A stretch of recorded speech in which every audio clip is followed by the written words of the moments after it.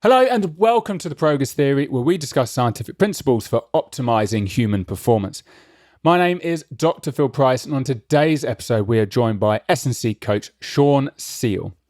Sean is the host of Upside Strength, which is an amazing resource which involves a podcast, educational seminars, and a really cool YouTube channel, and I recommend everyone to go check it out.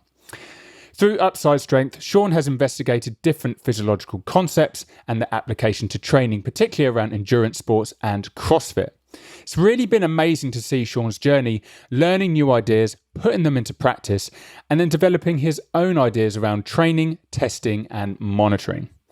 In this episode, Sean and I discuss his physiological approach to testing CrossFit athletes, especially around determining different training intensity zones, and the importance of low-intensity training for aerobic adaptations. As always, follow the Progress Theory on Instagram, YouTube, and check out all of our other episodes.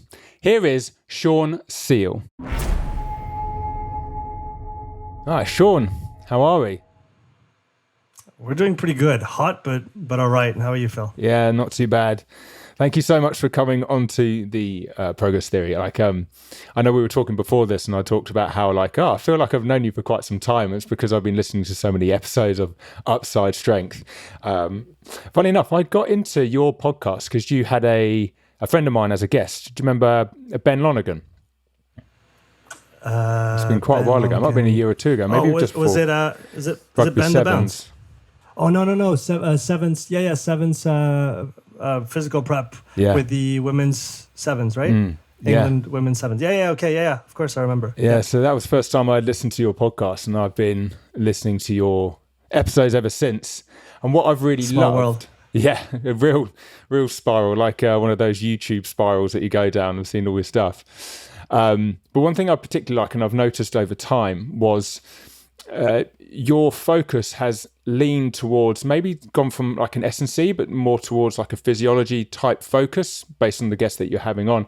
But what I really liked about it is that you were clearly had questions you had from your own practice. So you sought out certain guests to try and answer those questions so it can help develop your practice, which really makes sense from a podcast. And it's definitely something I've been doing in terms of writing a book, because I've got questions. So because of that, I have to find very specific guests to answer those questions. So your approach I liked because I resonated with it quite a lot. Yeah, I appreciate you saying that. It was definitely, I would definitely say that the podcast was a selfish endeavor to begin with. And it serves many purposes now for me, but it remains I'd say my number one source of continuing education. Because like you said, I have a variety of I'm very curious in what I do, and sometimes within the topics that I'm comfortable with, sometimes completely outside of that, sometimes with topics that might be interesting for the audience, or a mix of all of those. And so I don't set myself any boundaries. At the beginning, I thought, well, should I do it in French? Should I do it in English? And then I thought, well, I'm in the French community here between Switzerland and France, but there's also a lot of international guests that I want to have on that I'm interested in talking with. So I just decided not to restrict myself and just to record in both languages, and who can follow will, and who cannot won't. Eventually I'll have a little bit of money coming from the podcast to do the subtitles so everybody can benefit from every episode, no matter the language. So that's coming down the line. And then, like you said, on the topic side of things, I just follow my interest and allow myself to just seek out the people that maybe have the answers from, what I've heard on another podcast, or I've seen their YouTube videos, or I've read their book, and then I have some follow-up questions. And I think the podcast is a great platform to do that, to dig a little bit deeper into certain topics, and really just ask the people that are the most likely to have the answers. So it's been a very fun process, and I think it's definitely, out of everything that I do, it's made me grow the most out of all my different activities. The podcast is pivotal to my evolution in the last 2.5 years, and so I just can't see myself moving forward without it down the line. Yeah, definitely resonate with that. I've always been incredibly impressed by the fact that you discuss really complex topics both in French and English, and it's made me very jealous to the point I wish I was good at a second language like French. It was a particular episode that came out recently, actually. Guillaume Briant, the CrossFit athlete. Yep. I saw that. Yep. And I was like, I wish I spoke French. Yeah. But do you want to tell the listeners a little bit more about yourself? Obviously, we're talking about your podcast, but obviously you do a lot of stuff outside your podcast as well. Yeah, absolutely. So like you said, I run the Upside Strength podcast, started about 2.5 years ago now. I think it was the 26th of December, 2019, my first episode. And like we've already touched on, I discuss a variety of topics from, basic S&C. I don't touch into nutrition as much as I'd like to, but it's just such a complex topic. My wife is a holistic nutritionist, and so I've been immersed in that world for many years now. But it's definitely a level up in terms of complexity relative to training. So I try to stick to what's a little bit easier, and also what my primary interest is: training related questions, exercise physiology, S&C for sports, mental preparation, everything that goes towards either health or performance, really. Besides this, I also have a YouTube channel that is mainly in French right now, although one of my goals is to start making more content in English. I do a lot of thought of the day, kind of 5-10 minute videos every day in French, and I'd like to replicate those in English as well. Just really sharing my thoughts, and those really help me learn. I find it very helpful to try and articulate thoughts, because I'm not a big writer, and in my opinion, the best two ways to organize your thoughts is either to talk or to write. And like I said, I'm not a big fan of writing. I know it's a skill. You have to practice it to get better. I haven't done that. But what I have done is simply talked to my phone usually, and shared my thoughts, try to organize things. And that's helped me both push my understanding a little bit forward, integrate the different material that I come across, whether it's through videos, podcasts, my own podcast, books, or just conversations, answer questions as well from, the audience, people on Instagram, people on YouTube. So that's my YouTube channel. I also do some personal training. So I was personal training 5 days a week last year. Beginning of this year, I took it down to 3 days a week to make more room for the other activities that I'll talk about in a minute. Now I'm down to, on August 1st, I'm down to 2 coaching days per week. Again, making room for those other activities. So this is going down. I definitely want to keep a skin in the game, as some might say, and keep coaching. I mainly coach Gen Pop clients, mainly in home. So I move quite a bit from one client to the next. I've done the years of coaching 35 hours in one gym all day, every week. It was great when I did it, but I could not see myself doing it now. So I'm happy to, quote unquote, lose half an hour between clients because I have to move from one house to the next. But it's fun. They're different challenges than the ones that we might face with, more dedicated athletes, people that, live to compete. So I find it very, very nice from a balance standpoint. I love human psychology as a topic in general. And I find that obviously not playing therapist or anything like this, staying within, what I'm able to do, but just trying to help everyday people, take better care of themselves, finding time to exercise, sleeping better, taking care of their food, how they think about themselves and exercise. So all those things kind of tie into the personal training. Then in addition to that, about a year and a half ago, I started doing physiological testing. And so I've worked now with many different athletes across different sports, whether it's CrossFit, which is kind of one of my main demographic right now. So essentially just testing on the ergometers mostly, and also for running. So all the monostructural stuff I'm able to help those athletes with. Also working with some endurance sport athletes, ultra cyclists, some runners, some triathletes, combat sport athletes as well for their general conditioning. I think the general side of conditioning is usually forgotten because we're all into that in that specificity and specific bubble right now, where everything has to transfer and everything has to be specific to the sport, but we forgot about the foundation a little bit, the general aspect. So I'm seeing some good results with a very generalist or very general, let's say, approach to conditioning athletes at this point. So that's the testing. I used to do quite a bit of it, then it simmered down. Now I'm building this back up. All the just online coaching, again, mainly directed now to CrossFit athletes around working on the ergs. I did quite a bit of indoor rowing myself. And so I think there's a lot of potential for growth amongst that community, especially when it comes to technique, both on the rower and the ski. So, coaching athletes, trying to just move a little bit better on those ergs where every watt counts. So if you can, save 10, 20, sometimes 30 watts by just moving more efficiently, it can make a world of difference. So that's another avenue. And then I've got in-person seminars that I started giving this year as well. So traveling mainly around France over the next few months to give that seminar, and then also have some online education that I've been working with both in French and in English. That's on the Upside Strength Academy. So that's the few things that I have going on. I know it's a bit of a laundry list. I hope I wasn't too long with that, and I try as best as I can to split my time between all this and also spare a few hours for my family, our kids and my wife. So that's that, I guess. That is a lot of plates spinning at once. It is. Do you think you'll do your seminars in the UK eventually? If there's demand, I'm happy to go anywhere.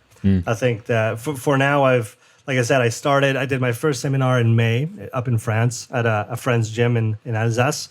It went great. It was full. I had a great time. I really, really enjoyed it. And I knew I was going to like it, but that really kind of set the tone for where I am now, which is reorienting all my efforts toward those kind of events. So I know I want to do a lot more of those.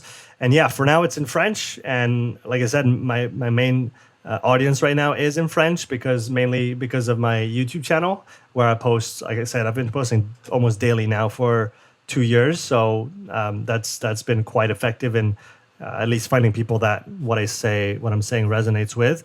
But I'm definitely open to the idea of traveling a little bit farther and actually doing those seminars in English. I think that would be fun for sure. Yeah, definitely. I think it would be really quite popular.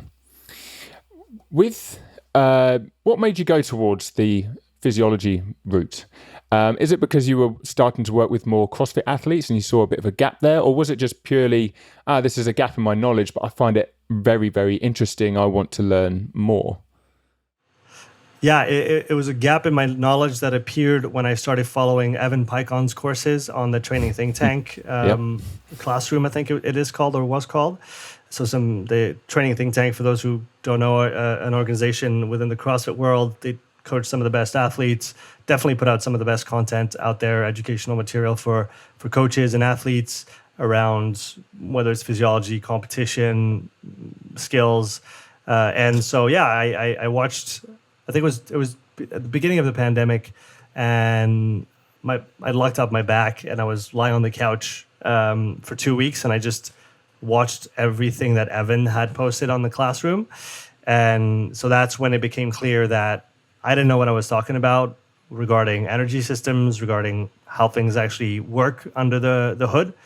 And that was the beginning of my interest in human physiology and exercise physiology, and I just haven't stopped since. I think I've done a deep dive over the last couple of years now into that and trying to just get a good understanding of how things work and trying to understand different perspectives, different models. Some people talk about, lactate measurements. Some people talk about critical power. Those are seemingly not opposite concepts, but usually opposite camps when it comes to agreeing or disagreeing about certain ways of seeing things and doing things. So trying to find the middle ground between all of this, wherever those that Venn diagram intersects, to simply just get the best understanding that I can and then transfer that into what I do. So I feel like I'm at the stage now where I obviously don't know everything, but I feel like I have a good enough understanding now to start and dedicate myself and my time a bit more towards the programming and the applied side of all this physiology that I've been learning about over the last couple of years. But that's really when the interest started, was with Evan's material. And like I said, it's such a fascinating field, and there's a lot of interesting people that talk about those things. And I was lucky enough to have a bunch of them on my podcast, amongst other things. So yeah, I'd say about 2 years ago is when all of this kind of started. Yeah, we've had Evan on the podcast as well a few weeks ago. Nice. He is just a fountain of knowledge, isn't he? And we've had so many listeners message in with, you know, the emoji where it's like the mind blown. Just that over and He's over got a few again. of those. Yeah. He's got a few of those. Yeah. I mean, his work is so great. How did that information that you've got over the last 2 years then lead into your sort of testing protocol that you've been doing? Because I noticed on your Instagram you've been working with Moxie, you've got a VO2 master, and you've also been assessing lactate. You say the test that you typically do is on an ergo. I'm assuming the bike ergo? Usually the bike for its, again, general nature and lack of technical constraints compared to the rower and the ski. I do test on those other machines as well, but I'll usually require that the athlete has a really good technique to begin with. Otherwise, I mean, you can definitely test even if the technique's not great, but you'd probably be better off addressing how you move first and then trying to test that to actually get an accurate picture of your true physiology rather than being limited by how you move. So it's usually a bike. Cool. What kind of variables are you really focused on? So obviously with the Moxie, you're looking at blood oxygenation levels, probably oxygenated ventilatory variables as well with the VO2 master. Are you just doing ramp tests, or are you looking at different power outputs and seeing what level of efficiency that the athletes have, particularly if you're working with CrossFit athletes? Yeah, that's a good question. So the protocol is always I think a very interesting question to dive into, and the why behind choosing one protocol over another. The one I'm using now is, from my estimation, the best compromise between everything that you can do in a single test. So it's a step test. It's an intermittent step test in the way of 4 minutes of work at a continuous output, whether it's watts on a bike or kilometers per hour if I'm testing a runner. 4 minutes on, 1 minute off, so complete rest in that minute. And what I'll try and do is have usually 9 to 11 steps. So it's a 45 to 55 minute test. It's pretty long, but the first half an hour is really easy. If we let's say we do 10 steps, if I calibrate my test properly, we get to 10 steps at the point of failure. That's about a 1 to 10 on the RPE scale. So we start really, really easy, and the first 5-6 intervals are not hard, they're not challenging. It's like a very long warm up leading into those higher intensities. And like you said, I started. I guess one of the things that made me come to this protocol was that I started diving into exercise physiology only with one Moxie. That's what I had. And back when I started with that, I obviously thought you could interpret the world out of one single data set coming from a Moxie, which is definitely something that I've changed my mind about since then. So I don't discriminate. I just try and collect as much information as I can at every power output or at every stage of the test with all the tools that I have available. So like you said, I'll use a heart rate monitor. I'll assess RP as well from the athlete's standpoint throughout the test, because in my opinion, it's a very important metric that we just tend to leave aside too much in the world of data and objectivity and all that stuff. Heart rate, RPE, lactate, like you said, ventilation, and also VO2, muscle oxygen saturation via the Moxie. Those are kind of the main metrics that I'll track, and I'll do that throughout the whole test. Obviously, you could see the recovery of heart rate in those minutes of rest. You can see the reoxy slopes on the Moxie as well during those minutes of rest. So I think those remain fairly interesting. It also gives a good window to take a lactate sample. I'm usually done within 15 to 20 seconds, but if I have to take a second one, then I can do it. And so I feel like that was the kind of the happy medium between a very short ramp test, where then you have to correct for the ramp because there's a delay in the VO2 response and all those other components. 4 minutes. Why 4 minutes? Because it takes about 2 minutes for all the systems to find some kind of equilibrium in the body. We kind of know it if we start a hard effort. We don't really know what we're into until minute 2, right? 90 seconds, 120 seconds. This is when you really know how it's going to be for the rest of your effort. So with 4 minutes, I feel like you can get a good 2 minutes of steady state, quote unquote, at least a balance between delivery and utilization of oxygen in the body. And that allows me to tease out some average heart rates on the last minute, average VO2 on the last minute, average ventilation, how somebody's breathing. That's another aspect that I focus on as well, is how are people breathing relative to their capacity. So I do a spirometry test before the profiling step test, so that I know what capacity they have, and with the VO2 master I can assess how much of that volume they're actually breathing. Should they be breathing, slower, faster, deeper, or not? That's all things that I try to look at. And then I also have a questionnaire that I send ahead of time that informs me on the current layout of that athlete's training, what kind of volume they perform at lower intensities, at higher intensities, depending on their sport, depending on their goals. And then taking all of this, and now what I'm also looking at, obviously, is the pool of data sets that I've been able to collect over the last while with all the different athletes, is trying to establish an overall profile for the athlete, trying to be, again, precise in all those different systems, and establish some baselines as to what is good, what is not, or what is preferable for such and such athlete. And then on that basis, recommend some training interventions, which, again, are usually going to be pretty simple, because most people don't do the simple stuff, so they can usually get quite good adaptations from them. So a lot of low intensity training is what I'll usually recommend, because, again, most people don't do it, especially if we talk about the CrossFit crowd. Even endurance athletes, most of the ones that I test, they might be doing low intensity training, but they're actually doing it too hard relative to their physiology. So we recalibrate those intensities, those zones. And then that's really the three main goals: is determine the athlete's profile at this point in time, and then determine their strengths and weaknesses, orient their training relative to either their goals, their sport, their needs, et cetera, and try to give as coherent kind of a solution as possible to the athlete, not just throw a bunch of physiology data at them and say, okay, well, this is you now figure things out. No, I'll try and add in some educational components to the test as well, so the athlete understands why we're doing such and such measurement, what it actually means, and then how does that translate into training, and what the different types of training are going to have as an effect on their physiology, so that we can actually track that over time. So we have all the data, and when we do the retest, well, we better see improvements. Otherwise, it means I missed the boat. So usually, if they do the work and I was right on my interpretation of the data and what they needed, we'll see some good improvements over time from test to retest. What kind of changes would you expect to see from test to retest to show that they've actually improved in terms of their ventilation and, say, oxygen saturation levels with the Moxy? What kind of changes would you expect to see? So I don't actually use the Moxy to assess. I've seen interesting changes between a test and a retest on the Moxy, but I've also seen no change on the Moxy and significant changes elsewhere. So I try not to just, again, rely on one metric. If I can do a full retest, I'll obviously look at all the metrics that I have.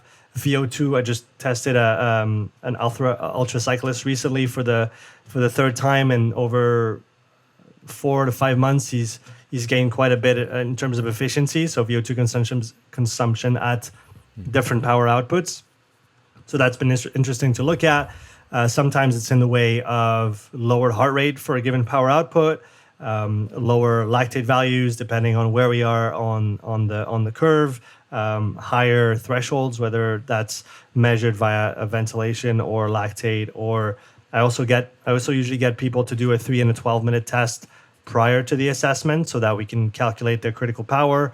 That helps me calibrate the test. That also gives them 2 performance metrics that they can retest down the line, and we can see that profile evolve. Obviously, if I give a lot of sprint work to do to an athlete, well, we're going to expect their W prime to go up.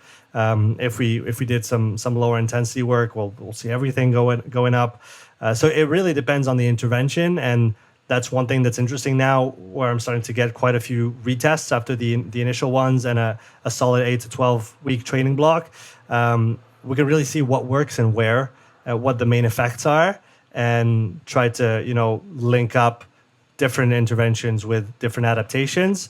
Obviously, not everybody's going to respond the same. People that have less training volume and lower training age are going to adapt really fast at first. So it might seem sometimes a little bit, it might seem like a lot. And obviously, we're not going to get the same changes month after month, year after year, once we start having a properly structured program, simply because of accommodation.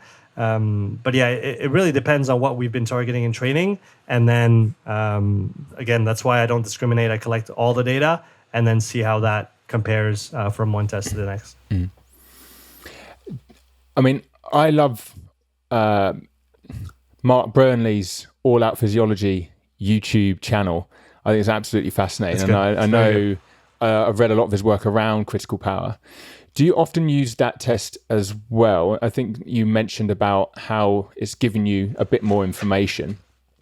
So if we're looking at, let's just say, a lactate profile, and we'd like to see 2 sort of inflection points, is the critical power you're using as kind of like a marker of roughly around that second inflection point, and then you have like a lactate threshold as the first one? Is that the kind of 2 steps that you use, and you can kind of utilize that to determine training intensity domains? Yeah, that's exactly it. You're right on you hit the nail on the head there. So like I said, I get them to do a 3 and a 12-minute test ahead of time, so that allows me to estimate their critical power.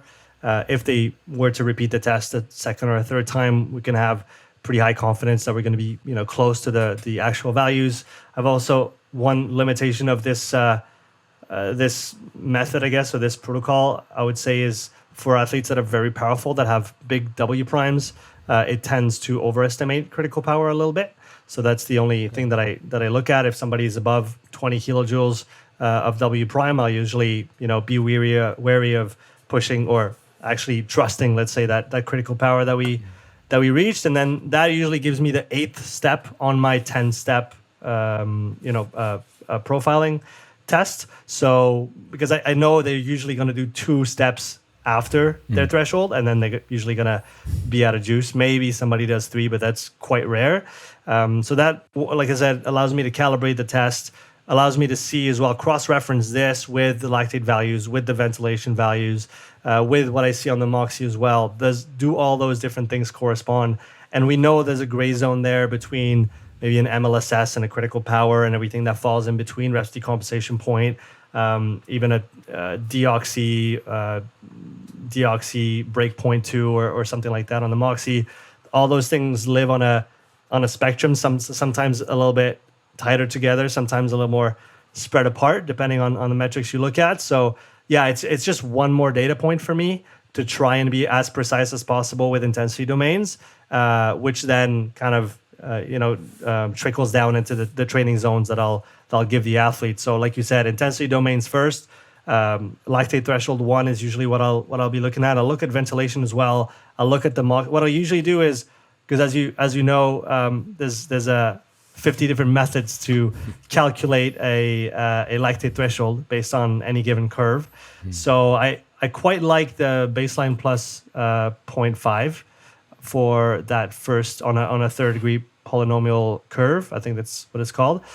So I'll use the xphyslab.com application that they have available online. For those who don't know, xphyslab.com, you just type in the step length, step duration, the watt values, the lactate values, if you have them, the heart rate values, and they'll calculate your curve, and they'll actually plot every single method on the same curve, and then you can kind of compare them and see, okay, well, the log is way off of the 0.05 in that case, but in this other case, it's super close.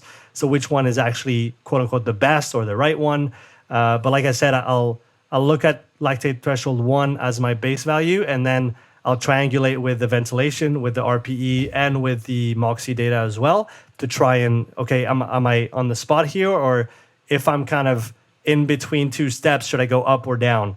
And those other metrics will kind of help me interpret or just decide in which direction I'm going to push it. And then, like you said, critical power, I also look at lactate threshold 2 via some combination of the modified Dmax methods that are available out there. I'll usually look at them in unison, and with the critical power, and with the RPE, and with the Moxy data. And again, that allows me to determine, okay, what's my best interpretation of all this data that we've collected. That gives us our intensity domains, that gives us our thresholds, and then that gives us our training zones, this athlete's training zone for this modality. And for right now, given that if I do my job properly and if they do the training, those things are going to change, or we hope that they're going to change. And so hence the importance of reassessing down the line, which can be done with me through a full test, or I also devised a bit of a intermediary test or kind of an update test that they can do to see how things have changed after 2 or 3 months of training, if they live far away or they just want to kind of do a quick check-in without doing the full test.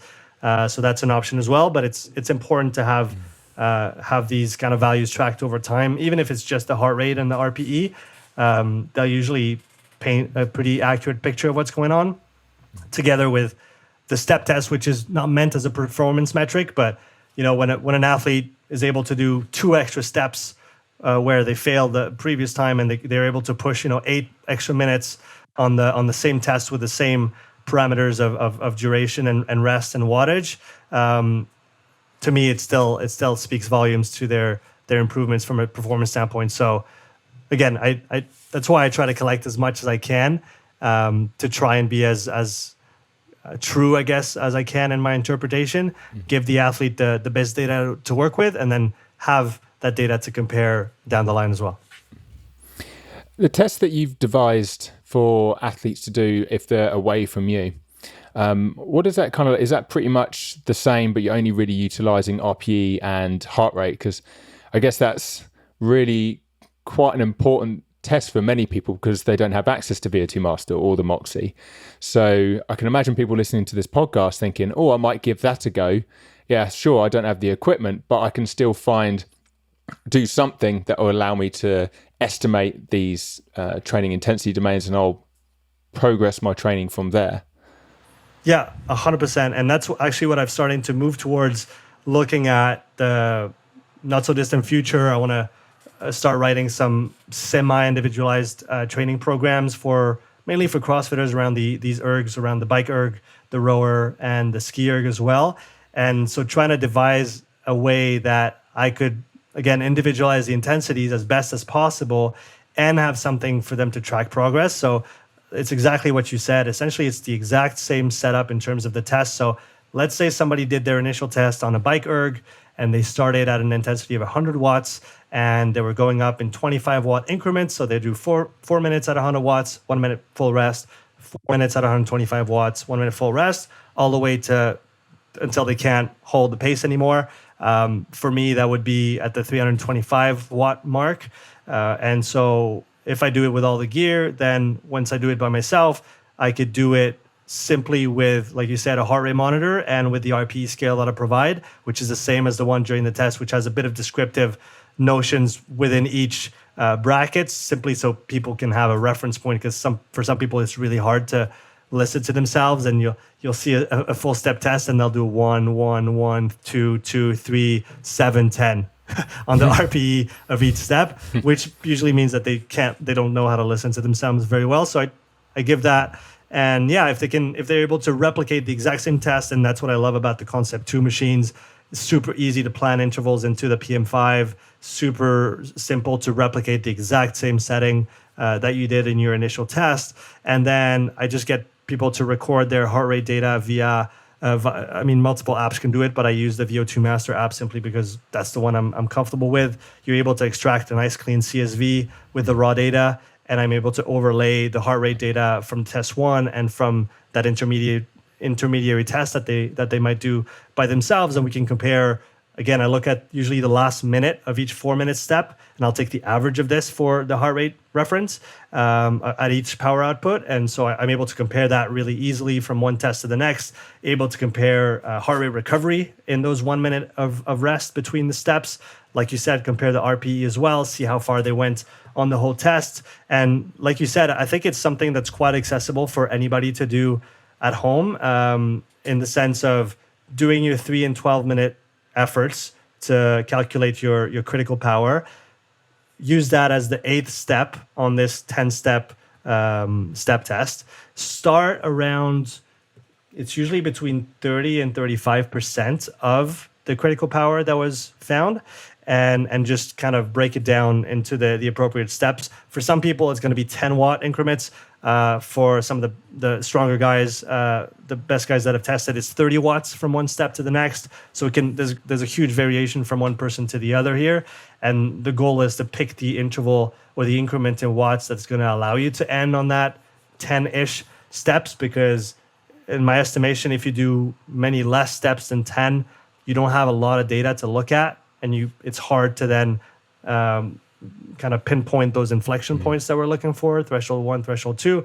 But then if you go beyond 12, now you're on the bike for more than an hour. It's very long. Some people might, get simply fatigued by the duration of the effort, regardless of the intensity of the test. So that's why I try to stay within those 10 steps. And again, you get a pretty good idea of that intensity distribution for yourself on the given modality that you're testing. I think it's important to point out that you cannot just transfer your zones or your values from a bike test to a run, for example, or vice versa. I've seen some fairly close values in CrossFitters between the bike and the rower in heart rates, and then with the equivalent wattage. But it's still not always the same. But again, 3 and 12-minute test, do that step test, 4 minutes on, 1 minute off with the parameters that I mentioned, and then do your training, and then do the exact same test again 3 to 4 months down the line. Compare the heart rate data, compare your RPE, compare your last step value in watts. I guess the only difficult part with this, if you don't have any measurement tools, is finding threshold 1. So what I'll usually do is I'll use a 3-tiered system where, for people that have done no low intensity training in the last 3 months, or 1 hour or less per week, I'll usually put their first threshold at, I think it was 57% of their critical power, which is a fairly low value. For people who've done 2 to 3 hours per week of low intensity training in the last 3 months, I'll put their threshold 1 at 65%, I believe. And then for highly trained endurance athletes who are doing 4 hours or more per week for multiple weeks of properly calibrated zone 2 work, I'll plot it at 70 or 72% of critical power. So that's kind of my best way of guesstimating where that first threshold might be, based on how much low intensity work the different athletes have been doing. And yeah, from there you get your intensity domains, or at least a rough estimation of them. But from what I've seen and from everything I've been able to collect, I'd say that's probably the most accurate way of determining your training zones, without any measurement tools beside a heart rate monitor. That might evolve down the line. I might find other ways to approach it that make more sense. But for now, that's 3 efforts, and that gives you a wide range of information on yourself. And I think it's a great starting point for people who want to dig into it, or, like I said, kind of that in-between step for people that have done the testing and want to see where they're at now. During the testing, how consistent are the participants with maintaining the exact power output? So, for example, I've tried some on a watt bike and find that the power output, even though you're aiming for 150, like it's fluctuating around between like 140 and 160, and you're aiming to try and hit that point, but it's not quite doing it. I've never done it on a Concept 2 erg with the bike, but is it a lot more consistent being able to maintain certain power outputs, which in turn I guess would be much better for the data? Yeah, it's I would say compared to a watt bike, it seems to be a little more consistent. I've seen the instant watt values on a watt bike, and like you said, there can be some huge ups and downs, and sometimes hard for the athlete to just stick to one value. But for most people that have tested on the Concept 2 ergs, even if they didn't have prior experience on that machine, it's okay to stick with the power. I usually say I'll usually tell them that this is their only job for the next hour, is to just try to be as smooth as you can and try to stay as close as you can to the value that you're supposed to hit. Plus minus 5%, plus minus 5 watts usually is fine on the instant value. If they get distracted, I'll say, hey, look at your watts. Usually the average of the 4-minute step always falls, within 2 or 3 watts of the step. Some people in a lab setting might say that it's too far off and it's going to skew the data, and they probably wouldn't be wrong in saying that. But again, it's the best compromise that I've been able to find. So I'm happy leaving a couple watts aside if it just means we can collect all that information. But yeah, it's fairly consistent on the wattage, and most people don't have an issue sticking with the watts. It gets harder when you're in the last two steps, and I mean, I guess that's the nature of a 9 and a 10 RPE, is that it's hard to hold the intensity steady. But I guess that's just the name of the game there. Yeah. I'll have to try it out on a Concept 2 soon. Yeah, definitely. For your critical power, I recognised the idea around doing a 3-minute test and a 12-minute test, because I think I saw it on Twitter where you were asking ideas around, I'm doing this, why should I use 12 over 9? I think it was. Apologies if I'm wrong there. I've only ever done the 3-minute test, but what benefits do you get from doing both the 3-minute and the 12-minute? And then how close would you have those tests together? That's a great question. So I think I was asking 3 and 12 versus 5 and 15, something like that. Yeah, that makes more sense. Some people use the longer-ish tests. It's simply what I've found in the literature. I think Mitty Korte, who works or used to work with the Dutch track cycling team, I believe, if I'm not mistaken, that published a couple papers where they were looking at critical power calculations from 2 efforts versus 3, and looking at the reliability of the data. And what they found is simply that, both in running and in cycling, what they found is just that the athletes need to be familiar with those efforts, because obviously on a test retest, like on anything, if you know the effort a little bit better, you'll be able to extract 5 to 10% more out of yourself. So in a perfect world, I would get everybody to do those tests twice each. But again, for simplicity's sake, I just need an estimation to get going, and having a 3-minute effort, which is not a 3-minute all-out test like you might have done, simply because this one, from everything that I've read, it's probably the most practical, but it's definitely not very easy to set up. And most people will have a hard time actually doing the effort because of how hard it is. So I've shied away from this 3-minute all-out test. And so the 3-minute that I use is simply for max watts. So 3 minutes for max average watts. So you'll tend to see a little decrease in power over the last 30 seconds if you do it really well. So you're going off, not pedal to the metal, but you're going off really, really hard. And you usually, again, see a little drop in power over the last 30 seconds, because that means the tank is really empty. The 12-minute is going to be a bit more of a progressive effort over the 12 minutes. What I usually advise is thinking 3-minute segments, and I want an 8 out of 10, 8 out of 10 on the first, I guess that's the first half of the effort, going into 9 out of 10 and 10 out of 10 on the last 2 3-minute segments, which will usually yield some good results. And if they have a bit more, they could really push on the last minute to try and bump that average up. So the only reason I've been using those 2 is because the other options, which are, like you said, the 3-minute all-out test, or 5 different efforts at fixed wattages, or 5 other to get a curve, they just don't seem very practical to me. And I don't want to have someone do 5 tests in order to give them a simple estimation of where that value might be. So again, just like with my testing protocol, it's the best compromise I've found.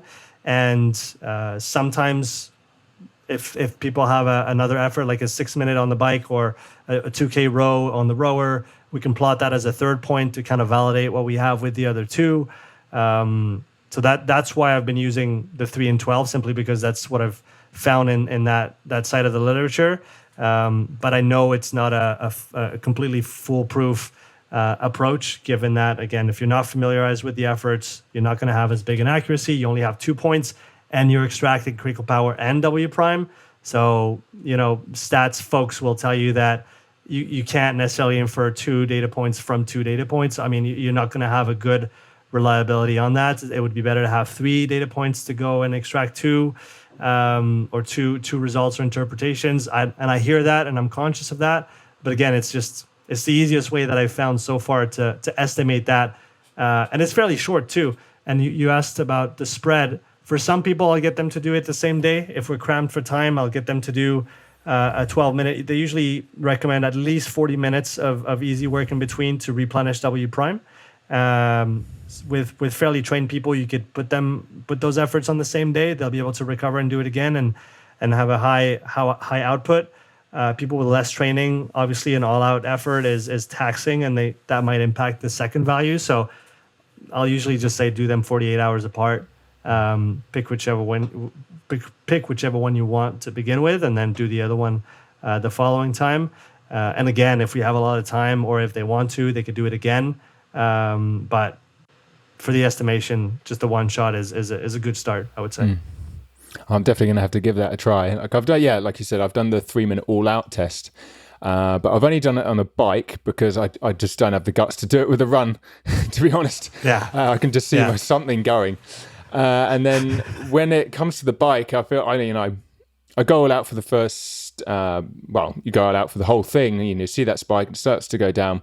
But whenever I've done it, I can just see this sort of like rise in power output towards the end, because clearly I know it's near the end. Come on, keep going. And I know it's supposed to find that curve off, but really I'm going down and then up slightly, because I feel like I'm not judging an all-out effort as well as I could, which in turn could affect the data. So, the idea of pushing for a maximum average over that allotted time sounds like it could be something that could be better for me personally, but definitely I'll be interested to see what the data looks like after playing around with that. No, that looks cool. Mm-hmm.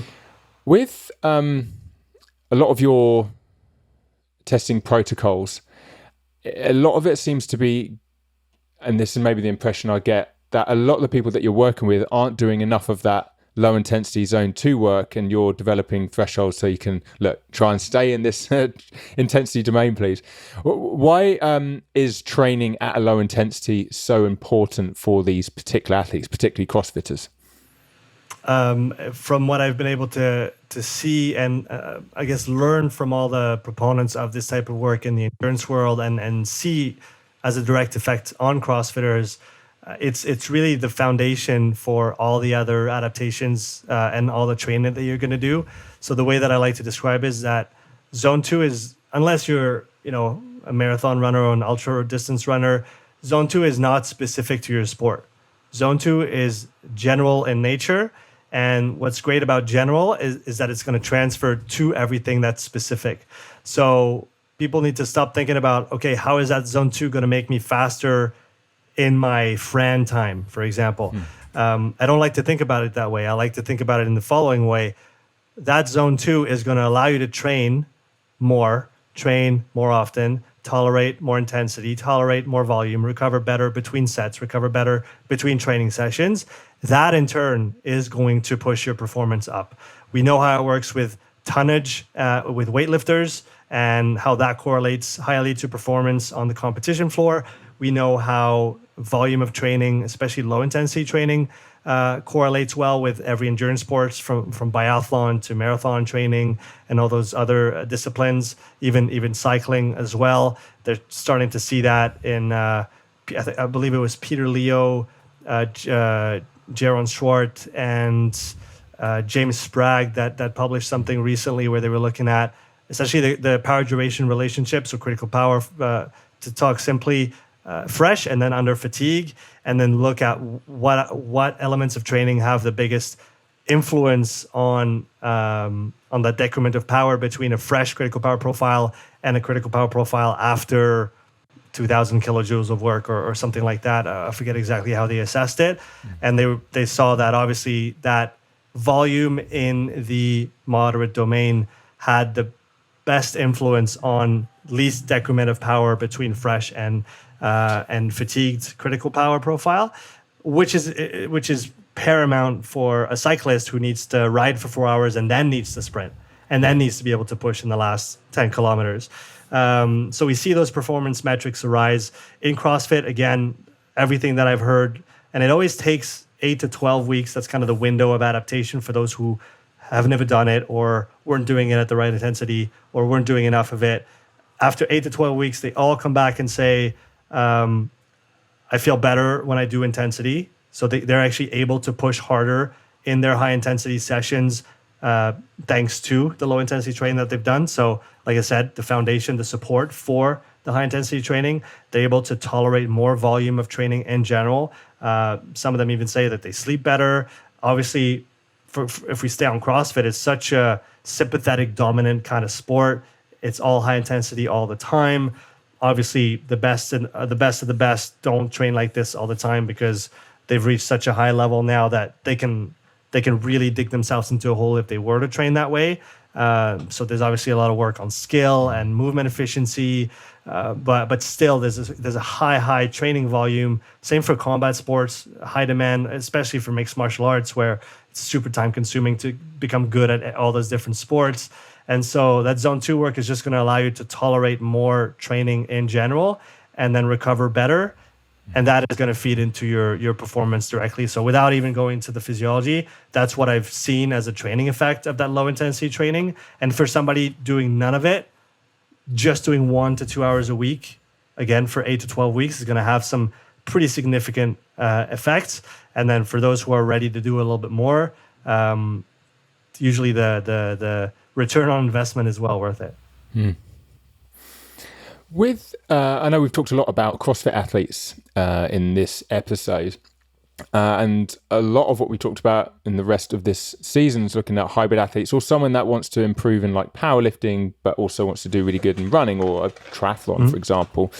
Have you tested these athletes before, and do you notice physiologically any difference between them and the CrossFitters? Or I'm just thinking based on that zone 2 work with the CrossFitters not doing enough potentially, I'm generalizing there, versus I guess these hybrid athletes that may do a significant portion more just because they are trying to improve in a sport which is zone 2 work is a bit more well known, a bit more popular in. Did you see any difference between the two in the tests that you've done so far? I haven't tested many hybrid athletes outside of CrossFit, and I think you're right to generalize that CrossFitters don't do enough low intensity training, and if they do it, they usually do it too hard. But again, that's the case for 97% of everybody that I've tested so far. The low intensity is not low enough. Like Charlie Francis used to say, keep your highs high and your lows low. So it's important to be very conservative on that low intensity.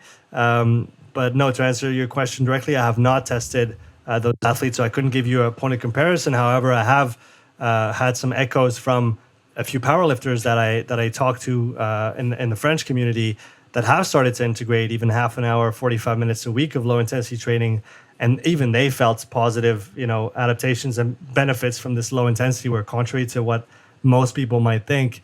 Better sleep, better volume tolerance. I mean, it's the same. It's the same that comes back for pretty much everybody. But seeing that, and I think.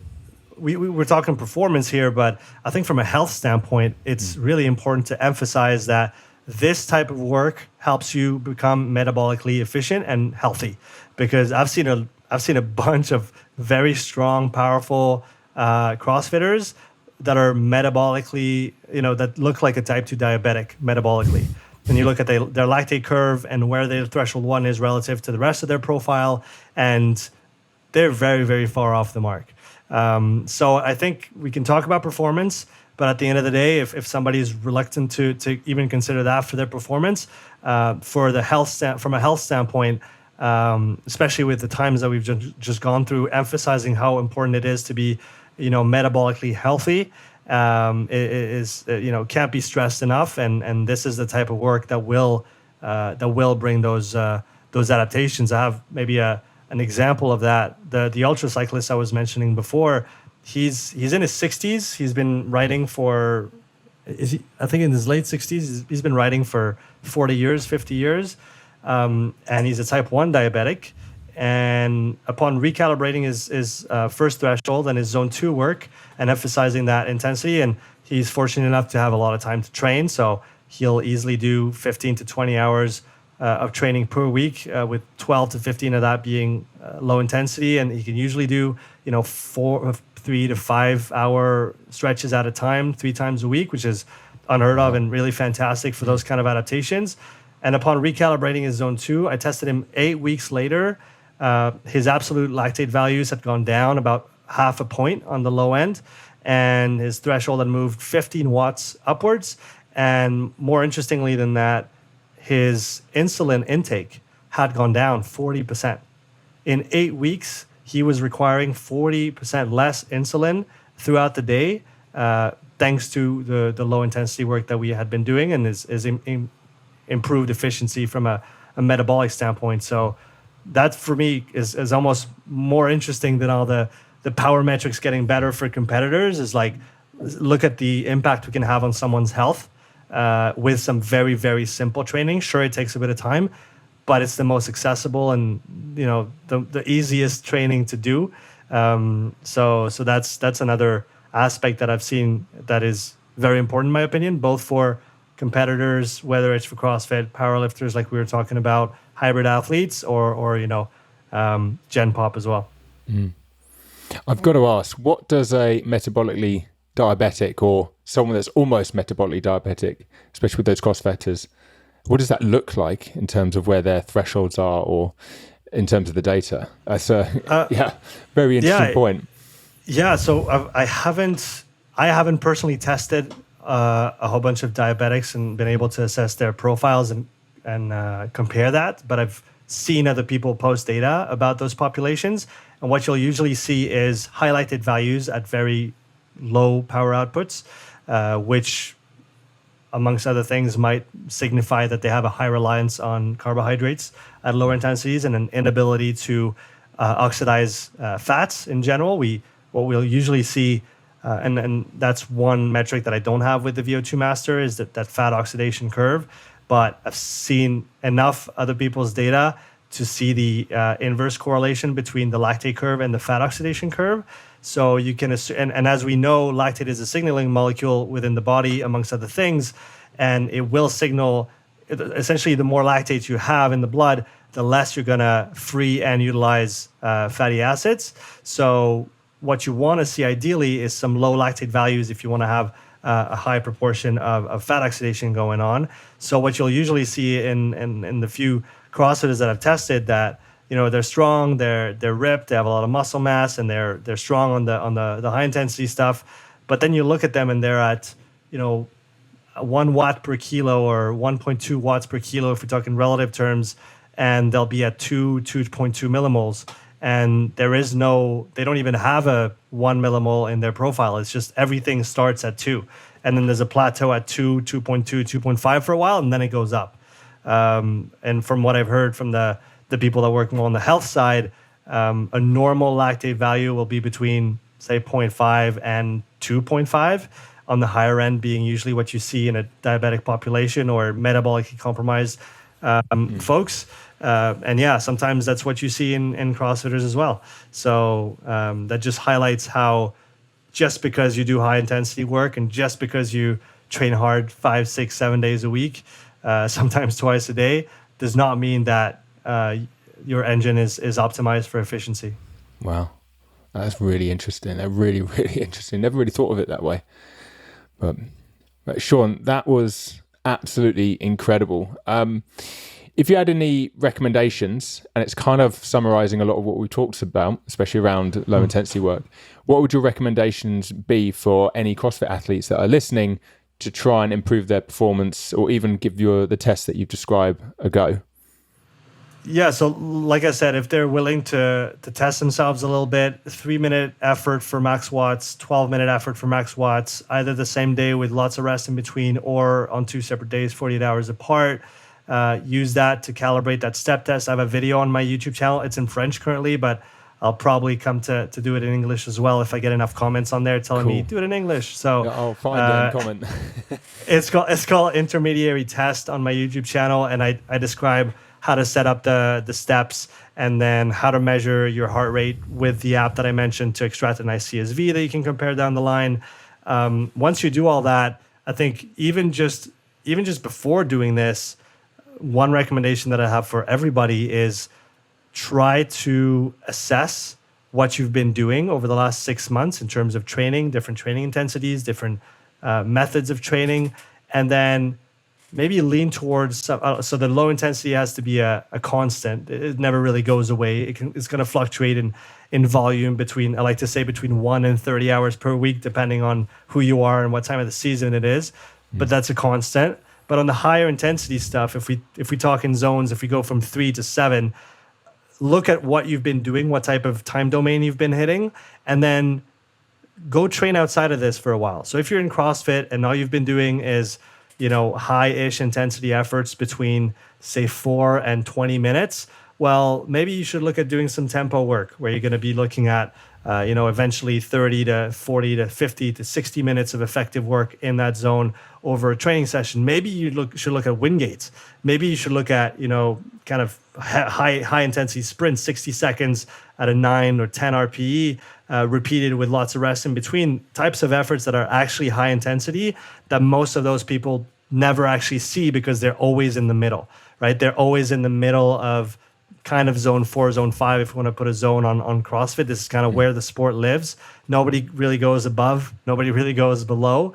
So simply exploring intensities that you haven't subjected yourself to in a long time. As Alex Hutchinson said on my podcast, he's the author of Endure, which is a phenomenal read book for those. Phenomenal book on endurance sports and psychology as well, which I like a lot. The best stimuli is the one you've never had, or the one that you haven't had for 3 to 6 months. Your body's going to respond better to something that it hasn't been subjected to. We know the law of accommodation. We know how the adaptations plateau the farther you go into it, and the more you do it, the more you need to actually make marginal gains on it. So sometimes just going outside of this and training in zones or intensities or time domains that you haven't touched in a long time, that's going to yield some really significant training adaptations. But you have to bear in mind that it's going to suck because you're not good at them, because you haven't done them. So if you can get over that hump of, I don't like this work because it's gross, and wind gates and 60-second quasi all-out efforts are pretty disgusting, pretty much as bad as they come. The 3-minute all-out test will top that, obviously, but those efforts are hard. And same for some, tempo work. What's a 6 out of 10? I know, and I've done all the mistakes myself, so I talk a lot, but when I was rowing, I never did a low intensity session in the time, in the months that I train hard. I don't know what 6 out of 10 actually is on a 40, 60 minute session. So doing a tempo session, being like, oh, this is what it feels like. It burns a bit, but it's uncomfortable, but it's not that hard. Oh, I could definitely push harder now. And that's usually what I always ended up doing. I don't think I had ever done a session below 8 out of 10 RPE. And so just exploring things that we haven't done in a while usually yields some interesting results. Yeah. Amazing recommendations. Where can people, especially that video that you mentioned earlier, just so I can comment on it, but where can people find everything to do with Upside Strength? So you'll have the Upside Strength YouTube channel. Like I said, I post mainly in French right now, but what I want to do more of is content in English. So if you guys are interested in more English content on my channel, come and comment on any videos and post a comment in English and say, do more English videos. That'll just drive me to do more there. UpsideStrengthAcademy.com is my educational platform. I recently translated the course that I made on understanding thresholds and training zones because it was a very confusing topic, or those were confusing topics when I kind of started getting interested in exercise physiology. So I tried to synthesize everything that I've learned from every point of view in that online course on those topics, so people can come out with a good understanding of how those things work. And there's going to be more educational projects that I'll work on down the line. Instagram, upside_strength, and the Upside Strength podcast on Spotify, Apple Podcasts. Those are the main places where I live. Twitter as well, at Sean Seale. I try to post some stuff over there as well. So I do my best to be everywhere, but those are definitely the places where it'll be easier to find me. Yeah. Well, we definitely put all of that in the show notes, and we recommend that everyone that's listening to check all of them out. But Sean, that's amazing. Thank you so much. Thank you, Phil. It was a great pleasure to come on your show, and your questions were great. I had a lot of fun and look forward to the next one. Yeah, definitely. We're going to have to go round two, I think. I've got more questions, but we'll save them for the next one. Sounds good.